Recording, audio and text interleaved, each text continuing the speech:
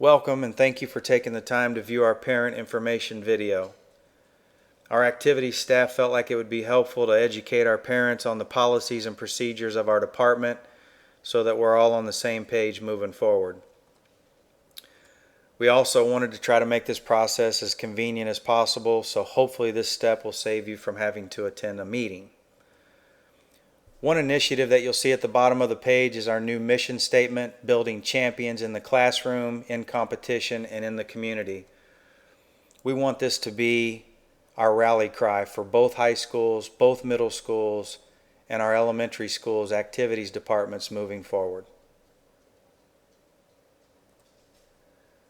Quick introductions. Our district activities staff consists of myself, Aaron Earlywine. I am the district activities director. My administrative assistant is Heather Hackman. The two of us oversee activities for both high schools, both middle schools, and the elementary schools' activity departments. The Jeff City Jays activity staff consists of Chad Reisner, who is the director of activities. He is assisted by Kelly Hart and Jordan Chapman. Matt Verslois will also serve as an assistant AD, but will also serve as the head activities director at Lewis and Clark Middle School. Amber Mueller will serve as our Jeff City High School administrative assistant. And at Capital City High School, our activity staff will be led by Robert Nesakia. He will be assisted by Aubrey Moss and Darren Young. Kevin Steinmetz will also be an assistant AD at the high school, but will also serve as the head activities director at Thomas Jefferson Middle School. Kim Brundage will be the administrative assistant at Capital City High School. And now for the content of what we're going to discuss tonight, starting with Privet, which is our online portal for physicals.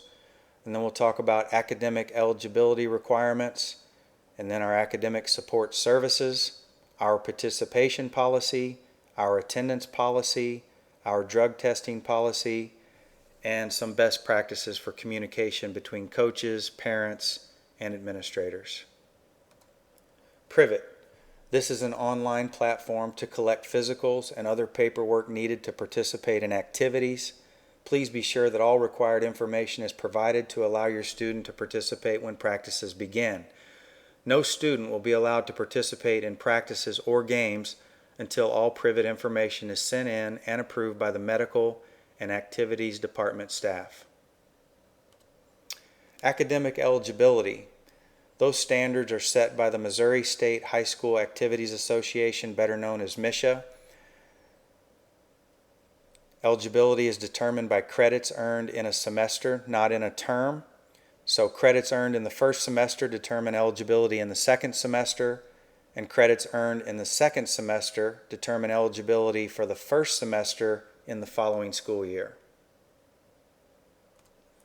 From MSHA, the student shall have earned the preceding semester of attendance a minimum of 3 units of credit, or have earned credit in 80% of the maximum allowable classes in which a student can be enrolled in the semester, whichever is greater. In our schedule, students can earn 3.5 credits in 7 classes in a semester. If you fail one, you'd have 3 credits and be eligible. If you fail 2 classes, you would have 2.5 credits and be ineligible. More from MSHA. The student shall have earned the preceding semester of attendance a minimum of 3 units of credit, or have earned credit in 80% of the maximum allowable classes in which a student can be enrolled in the semester, whichever is greater. Once again, if you don't have a full schedule, this can affect you. If you have 1 block off and get 1 F, you would earn 2.5 credits and be deemed ineligible. Also from MSHA, students must be enrolled and attend 80% of a standard student schedule the semester of participation. This is important for seniors that are not taking a full course load. As a student involved in a MSHA sport or activity, you are only allowed to have 1 open class period in a semester. If you currently have 2 open periods in a semester, you need to talk with your counselor to get it changed. And last, with academic eligibility, if your child's going to change his schedule, his or her schedule, please make sure they ask how it might affect their eligibility. Academic support services. The Coaches and Activities Office will partner with teachers, students, and parents in a number of different ways to help monitor students' grades. Most coaches have tutoring sessions or some other consequence for poor grades. You can check with your particular coach to see what their policy is on poor grades. Each coach is going to receive an email notification each week for any athlete or participant who has a grade below a C- in any class. What they do with that is, like I said, is dependent upon the coach or director, but all of them are going to have some sort of a policy in this regard. Why do we do these things? It's an effort to catch deficient grades sooner. It assists student athletes in getting help to bring grades up. And lastly, prevents participants from becoming ineligible. Our participation policies are included in the Privet videos and documents that you either have watched or are going to watch. Every athlete's going to be held to the standards set forth in those documents, and your signature is affirmation of your agreement to those terms. General policies, we're governed by MSHA. Every athlete under our vessel has to comply with those statutes of MSHA. JCPS also has its own statutes, which they have to adhere to. So make sure you know both before signing off, and make sure your child knows about both before signing off. With regards to law enforcement, which is the LE up on the screen, if there's any unsettled issues with the courts or police, those issues have to be addressed before your child is going to be allowed to participate in any activity. Failure to report, and if we find out later on, it could result in a 365-day suspension from all activities. Citizenship. If your child's representing our JCPS and our community and our city, then they're representing something that's bigger than themselves, and they have a big responsibility in that regard. They're expected to conduct themselves like we talked about in our mission statement, in the classroom, doing the right thing with integrity, socially making good decisions, and then of course good sportsmanship on the competition field. Our department reserves the right to discipline anything that we feel is in direct conflict with those standards. Social media wise, just help your child make good decisions about what they post. All of that stuff is subject to discipline within our department. As long as it meets our standards that we've talked about already, they should be fine. Due process. If your child incurs disciplinary action and you don't agree with it, there is a process that you can go through to appeal. It starts with the building AD and then goes up a step at a time until eventually you would meet with the board to talk about whatever you feel the injustice is. Consequences to violations, I briefly hit on it already, but any behavior of any sort that we feel is inappropriate and doesn't represent our district in a positive light can result in discipline up to and including denial of participation, total denial of participation in an activity. Classroom attendance policy. A student has to attend their regularly scheduled classes the entire day to participate in practice or competition. So prior approval can dismiss them from that, and parents can get that for an absence, doctor's note, certain things like that. All of those requests need to go through our secretaries. At Capital City High School, that's Kim Brundage, and at Jeff City High School, that's Amber Mueller. Again, a full day of attendance prior to participation is mandatory. In-school suspension is not considered their regular schedule. So in-school suspension on the day of practice or the day of a competition, they cannot compete. Also, keep in mind on a weekend game or a Christmas break or a spring break, if they were not in school the entire day before that weekend or before that break, they cannot participate in that next event.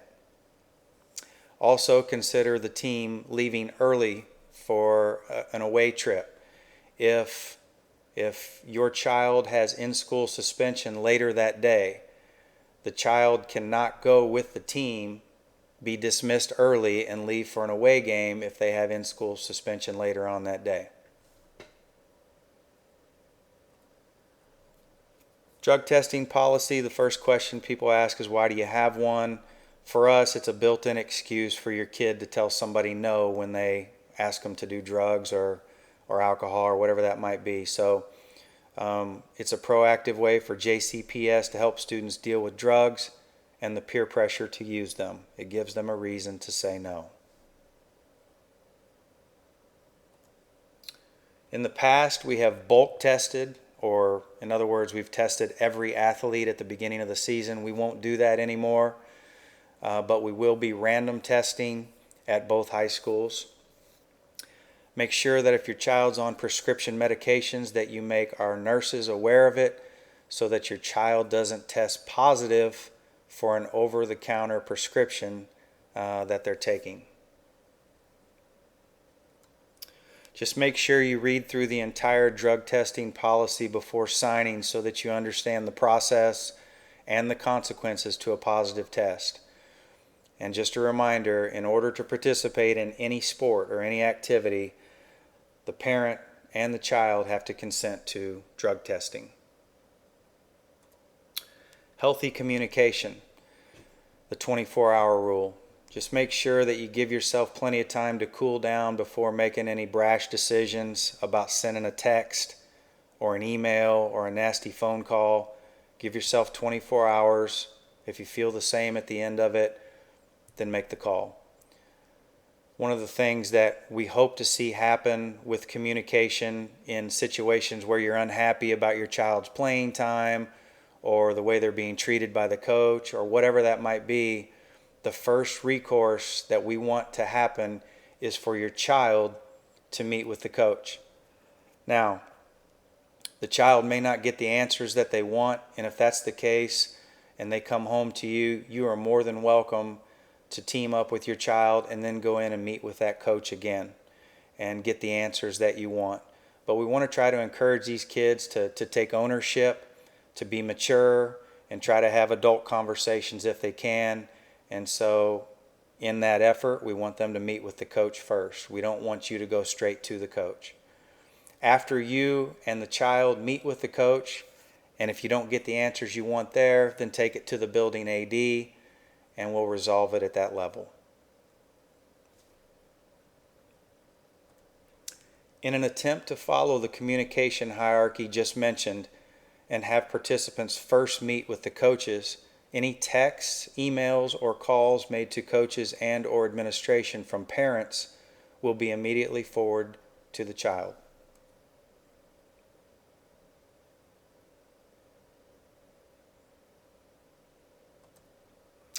This one's pretty self-explanatory. Players need to play, coaches should coach, officials should officiate, and fans and parents should support.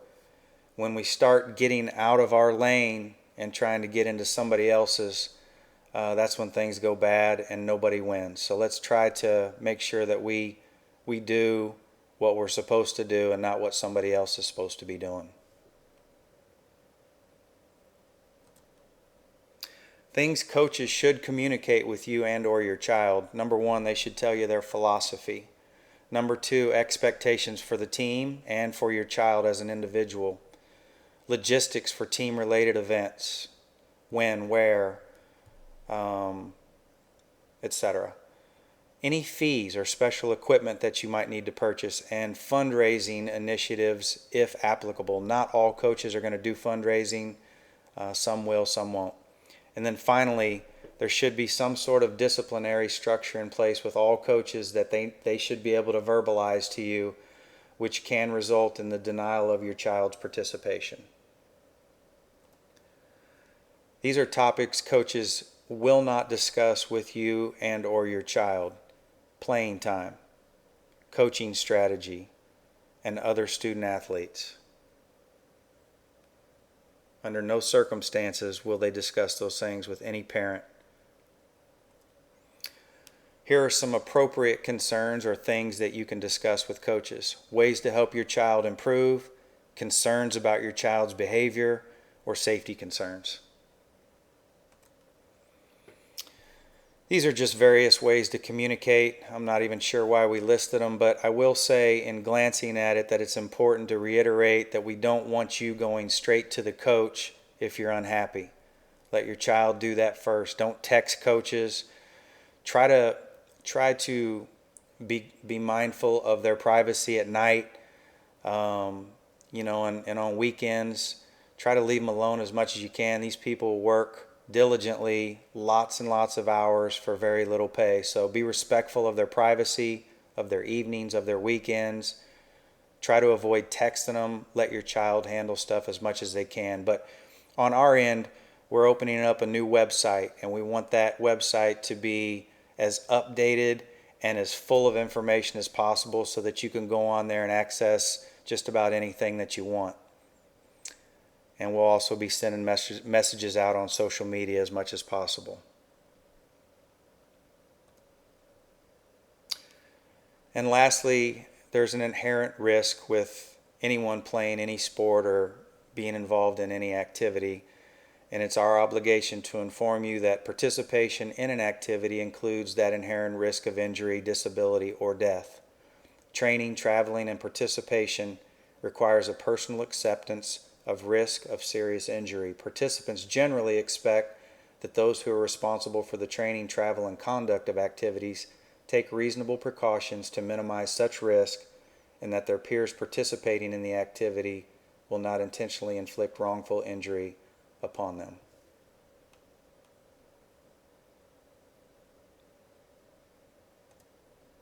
Well, this concludes our parent information. We want to thank you for your attention to it.